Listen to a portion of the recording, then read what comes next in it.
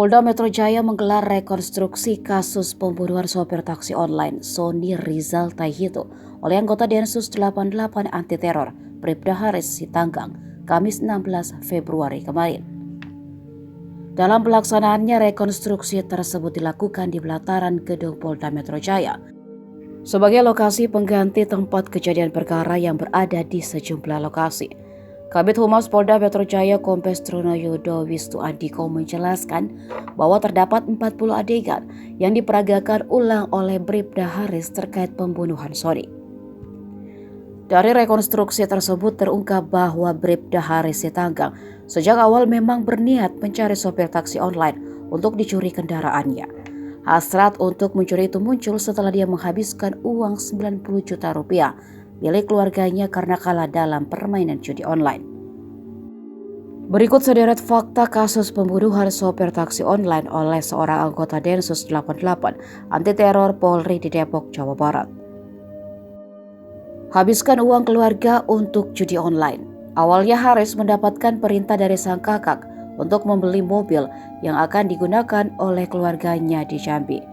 Haris kemudian mendapatkan kiriman uang sebanyak 2 kali, yakni 20 juta rupiah dan 70 juta rupiah pada 19 Januari 2023. Setelah itu Haris justru menggunakannya untuk bermain judi online dengan harapan bisa mendapatkan uang yang lebih banyak.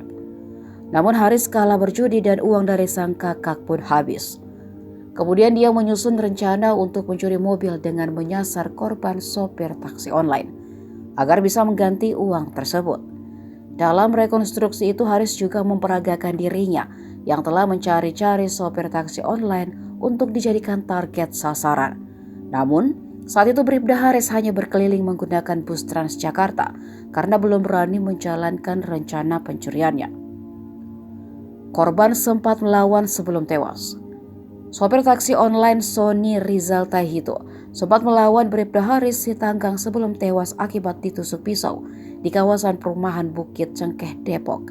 Pada saat kejadian, yakni 23 Januari 2023 pagi, korban sempat menahan tangan pelaku yang menodongkan pisau dari kursi penumpang belakang sopir. Namun Haris menusuk korban menggunakan pisau tersebut hingga mengalami luka di dekat leher dan kepala.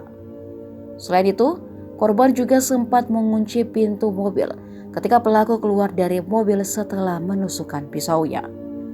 Pelaku kemudian mencoba membuka pintu mobil secara paksa, tetapi gagal.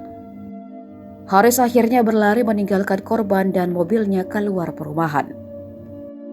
Setelah kabur meninggalkan korban dan mobilnya, Haris baru ingat bahwa tas berisi barang pribadi, termasuk kartu identitas dan kartu tanda anggota Polri miliknya, masih berada di dalam mobil korban. Haris pun kembali mendekati mobil korban untuk mengambil barang-barang tersebut. Korban yang sudah tak berdaya itu kemudian membunyikan klakson mobilnya berkali-kali. Tindakan tersebut membuat pelaku panik dan kembali melarikan diri.